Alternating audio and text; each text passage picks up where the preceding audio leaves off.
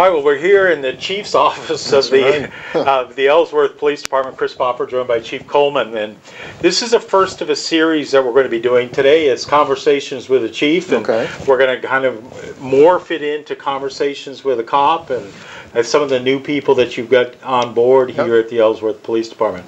So you've been here now 6 months, starting back in October. That's right. Give us your impressions of the Ellsworth Police Department and policing coming from the Maine State Police. It's a lot different. It is a lot different. What I did before was very widespread. I had 11 counties throughout the state, and I commanded a unit of 22 detectives that did major crimes. So now I'm in one town.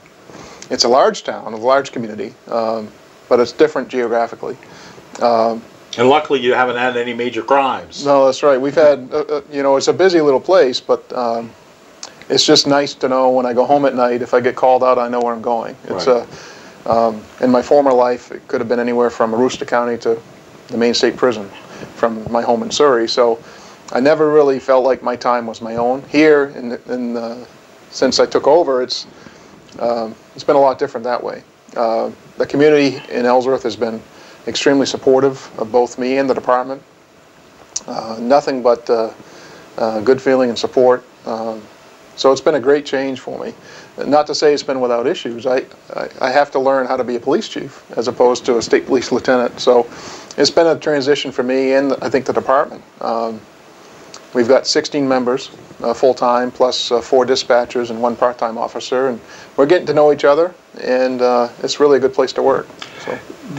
I mean, 16 police officers is not a lot when you consider that you're all of Ellsworth. You've got 24 hours a day, 7 days a week, and the community changes a lot. I mean, you go from you know, not a sleepy community, because that's certainly not what you want to describe it as. But for 5 months, when the coastal, when summer's here, there are all sorts of issues that come into Ellsworth as people head to the coast. Right. I think part of my job since I took over is to try to learn the community's needs and how to police those needs and what the department needs to meet those needs. And what I've discovered, and partly when I did my preparation for the interview process, I learned that Ellsworth is made up of 7,800 full-time residents. But in the daytime, even this time of year, there's upwards to 60,000 people in the urban core, either working, shopping, or frequenting some business. So the challenges of policing a standard population of 7,800 and all their needs, which swells to 60,000 during the daytime, is immense. Yeah. Then if you throw in the factor of where we are in relation to our harbor in the summer months, we all know what happens here in the summer. It does put a strain on the resources of this department. So the schedule reflects that, the work schedule, the work environment. For officer safety reasons, the city's made a commitment to try to keep 2 officers on around the clock. So during the midnight shift, you have 2 people on. That's not a lot when you know, when you've got, and yes, there's the Hancock County that's able to help out. State police for this area could be anywhere. Right. I mean, you've got to have at a minimum 2 police officers on. Well, I think a lot of complaints like domestic violence, for instance, when we get a domestic violence call by policy, and it's really the best practice amongst the police profession, is you try to send 2 people. Oh yeah. It takes a minimum of 2 to handle that type of call properly. Well, 2 can turn on to 1 real easy. Right. But in the early morning hours, the state police and the sheriff's department generally aren't out. So the Ellsworth police have to rely on each other to handle it and to keep everybody safe. It's not just for the officer's safety, it's for the safety of the public.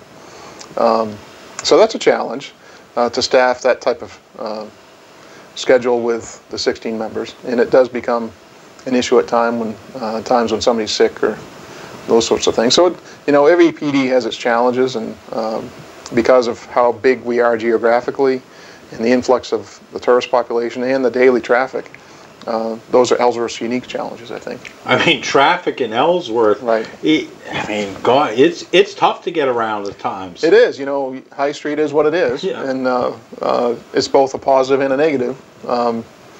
So it's just, I'm at the stage where I'm trying to learn all those things about the city and how to best police them. You're going through the budget process, and I mean, we were just talking. Everybody wants their taxes to at worst to stay level, but everybody wants services to increase, and that's a tough thing to try and balance. Well, my job in that whole process, and you're right, this is my first time around in the state police. I didn't have to submit the budget for my unit. That was done by somebody else. So I've had to learn the process itself, but what I really liked about it is that it forces me or any other department head to look at their needs in relation to the next 2 or 3 years and try to plan accordingly. So my role is to advocate for my department. The overall tax rate and all that stuff is left to the city manager and the city council to determine, and I'm sure they have a process to try to figure out what priorities they feel are more important from all the department heads. So, but for me, it's been a good process to try to first figure out what we're trying to accomplish and what we need to accomplish those things. A little bit difficult for you in that you were hired by Michelle Beale, and then all of a sudden she left. Well, she did, yeah. Yeah. And now there's a new city manager coming through. Well, yeah, when I was hired, Michelle was here, and she really had no intention of leaving at that point. So I was very comfortable with that arrangement. But the city's done a great job finding the interim city manager we have. We really haven't skipped a beat. The department heads all work well together. It's really a change for me because in the state level, the state government's so big, you don't get to see the inner workings. Here at City Hall, every department head interacts with each other on a daily basis, so it's really well run and well organized. And you probably have to go to the council meetings. Yeah, I try to go to the council meetings when I can, and you know, usually I have something on the agenda.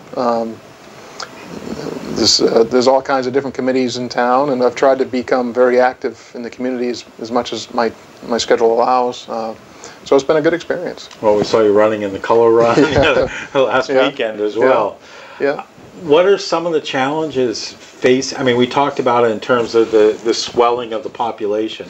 What are some of the other issues facing Ellsworth? I mean, obviously, the drugs, I mean, we spoke with Pete Arno the other day. Drugs are a major part of, especially it seems like the state of Maine, and with the influx coming in from out of state. Yeah, I think we'll start with understanding that we have 16 people here, plus the dispatcher. So you have 20 people that are entrusted with trying to keep the community safe. And it's a high level, I mean, that's a high ideal. But if you think about it in those terms, then you look at what types of crime are most impacting their safety. And I would agree 100% that drugs are a huge issue that need to be addressed. Because of where Ellsworth is, there are hotels in town. There's a lot of that type of activity coming up from different places that may not be conducted by Ellsworth residents, but it occurs here. And then Ellsworth is not unlike any other town. We have a drug problem. From a law enforcement standpoint, I feel it's more effective to try to address the drug problem through vigorous enforcement of drug crime, because a lot of those users and dealers commit other crimes in support of their habit.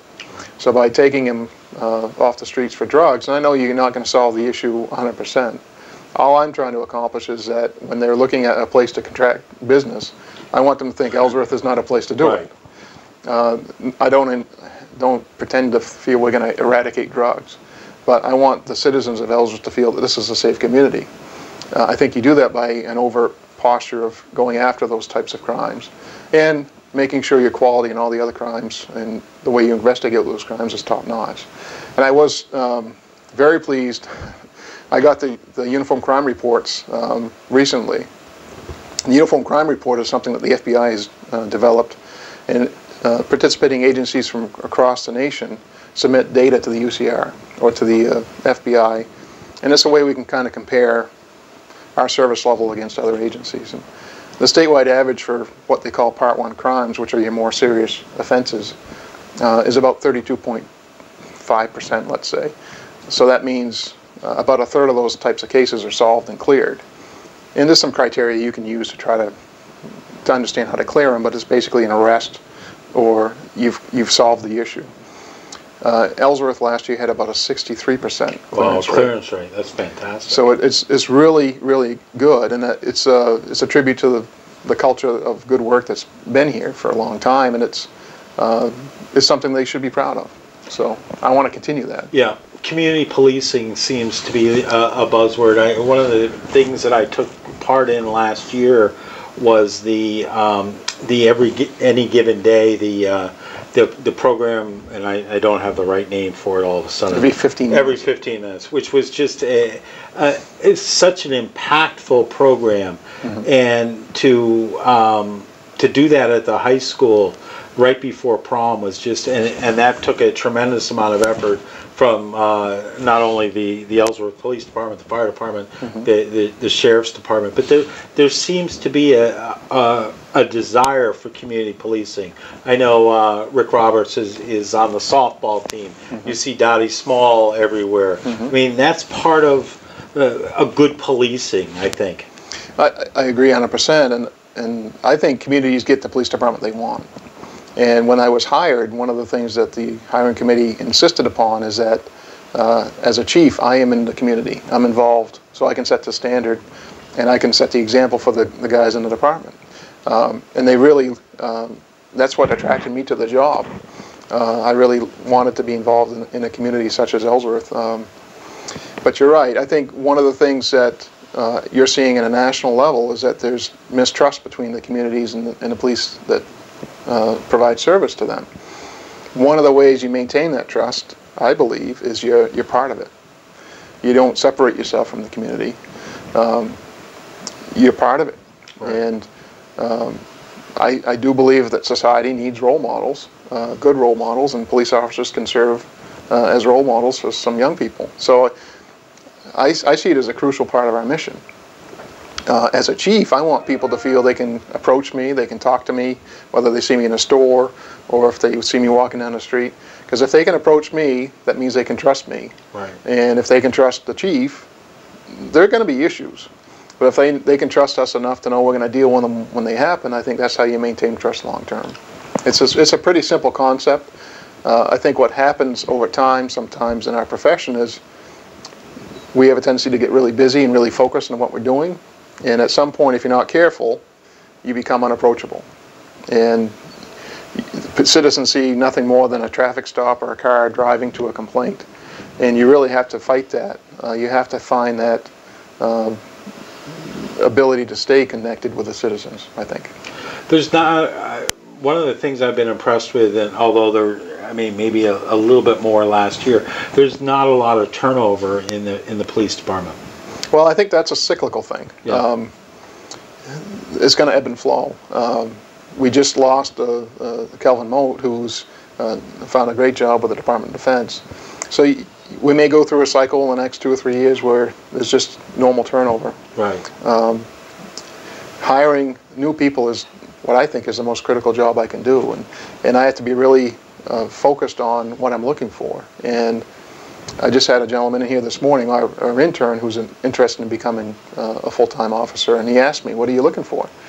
And I said, "I want somebody that is in this profession for the right reasons." What are the right reasons? You want to serve the public. You want to make a difference. You want to be somebody at the end of the day that you can look back and say, "I've made a difference. I've made my society better," which is pretty highbrow if you think about it. But I don't want somebody that's looking at so much. I don't want their focus to be health, benefits, and pay. Because at times, this is a thankless job. Yeah. Generally, people don't want you around until they need you, and then you're never there quick enough. So you have to have somebody that wants to serve the public and knows that their focus needs to be on trying to make things better. And if you keep your focus on that, the job is very rewarding. If you're looking at pay and benefits, this is not the place to be. It's not the place to be. And it's a simple concept. And like I told the gentleman this morning, I said, you're going to have to take an oath of office to become a policeman. We put ourselves on pedestals, we judge other people. So the oath consists of a pledge to keep your personal life beyond reproach. In your professional life, you do things morally and ethically, you keep yourself in shape, and you do the right thing at all times. That's tough. It is, but there's a reason for it. If more people would take that oath seriously, we probably wouldn't have the issues we're having in the United States right now. So I see those things as the most important thing that I can look for. I went to Husson College last week to recruit. I was talking to a group of students.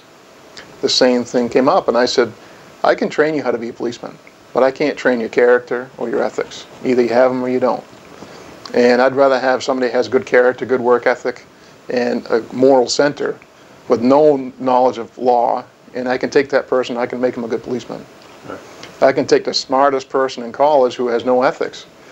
They're not going to make it out here. Yeah. When I ran hotels, when I was always hiring people, I said, look, I can teach you how to run a hotel. I can teach you how to work a hotel. Right. I can't teach you to be pleasant. Right. If you're not pleasant, if you're not hospitable, I can't work with you. Right. Exactly. If you could, all of a sudden you had as much money as you wanted, you could do anything you want, what's the one thing you'd do tomorrow? I would get a new facility. Ellsworth City Hall is a great city hall, but it's not the best police department. We have 20 people working in about 1,500 square feet, and there are things that we should be doing that we just can't because of the facility. We're making some modifications, like the need for an interview room, which you might have heard about at the city council meeting. We're having a small renovation project so that the officers have a place to interview a person. It's like a carpenter being a carpenter without a hammer. We talk to people. The setting of those interviews need to be such that somebody can feel comfortable. There's privacy, and there's a whole bunch of other things that play into interviewing. That the setting is extremely important. There are other things, the evidence processing area that we don't have here. There are a lot of things that I would, if I had all kinds of money in the world, I would build a new public safety building. But having said that, I'm a realist. You got to have the mindset that you're going to make the best of what you have. And that's what we're trying to do here. And I'm grateful for the space that we have, and I'm grateful for the officers that we have. It's just, you asked me the question, if I was king for a day, what would I do? And I would have a bigger facility. What, obviously a police department is successful when the community works with them. Here's your chance. Talk to the camera, talk to the Ellsworth community. Tell them what you need in terms of cooperation, and the camera's yours. You know, I got to say, I see it every day. Our Facebook page, for one, social media presence. I think our profession has been somewhat resistant to using social media, but I see it as community policing. It's no different than an officer 20 years ago walking into the coffee shop and talking to the irregulars in the morning, says, see what's going on. It's a way we can communicate, in this case, with 12 or 13,000 people on a daily basis that monitor our page. So the detective here can put up a picture of somebody that we're trying to identify, and within 15 seconds she's getting interaction back. So I think that involvement needs to continue, and I would ask them if they have a concern or compelling problem that they feel that they can call us. If there's an officer out there that did something that they don't agree with, call the chief and we'll deal with it. If there's a concern about parking, or don't think it's too minor, we're here to help solve those issues. Now, we can't fix everything, but we certainly want to hear them. Little concerns solved early don't become bigger concerns. Right. I think there's a tendency sometimes, well, I don't want to bother the police. But sometimes your observations or what you're dealing with may be connected with some other things that you don't know about. So it might be that missing piece that we're looking for. And certainly if there's suspicious activity around, we want to solve crime. We want to make sure that Ellsworth is the safest community it possibly can be. So if you see something, pick up the phone or text us, or there's all kinds of ways you can contact us. All right, I'm going to put you on the spot. So the telephone number to call non-emergency is 667-2133. And you've got a tip line. We do have a tip line. Which, well, I know I put you on the spot. So we'll put that information Okay. on there as well. Yeah. But again, people can, and the Facebook page is good, but it's not how you report crime. Because as much as everybody thinks and hopes that it's monitored 24 hours a day, it's not. No. And you know, if you see something, it's that old New York City say something mentality, and that's going to help solve the issue. Call that 667 number, 2133. If it's an emergency, obviously dial 911. 911. Yep. We also have a Twitter account, and if you contact us, we can get you in touch with Twitter, so you can actually follow us on Twitter. And we put things like immediate needs, like Oak Street is blocked to an accident, or there's a fire on Birch Avenue. Those types of things that are going on our Twitter feeds to help notify the public of those immediate concerns. So it's a good thing to do is to follow the Ellsworth Police Department on Facebook. Because you want to get up like Bangor and have all those, you need like the Duck of Justice or something down here. Yeah, we hear that a lot. You know. You have to figure out what the Ellsworth DACA will be. Maybe that's something your viewers can write in on. The Eagle of Justice. I don't know. All right. Anything else you want to add? No, I just want to thank you for coming in and taking your time, and I think this is a good idea, and we'll try to continue it. Yeah, we will. So this is our first conversation with the chief. We're going to move on, and we'll do some conversations with Ellsworth cops, because we got to make that C alliteration work somehow. All right. Thanks for watching this video. We want to, again, and we're doing this right before Memorial Day. When you're out driving about, make sure you wear your seatbelt. Don't text and drive. And obey the speed limit, because there are going to be lots of people out and about this Absolutely. Yeah, you can always take extra time to get where you're going, and nothing's worth getting in an accident over. Yeah, so, I mean, again, with all the tourists here, you've got to make sure that, you know, that half-hour drive is now all of a sudden 45 minutes, and just allow that extra time. You mentioned seatbelts, and we just had an officer this morning go out at 7 o'clock in the morning, and by 11 o'clock he had 7 motorists cited for no seatbelts right here in Ellsworth. So wear your seatbelt, it saves lives, and put those phones down. I'll do it. I'll promise. All right. I hope. All right. Thank you. Thank you. Thanks for checking out this video. Make sure you check out all the other videos we have on the WDEA YouTube channel.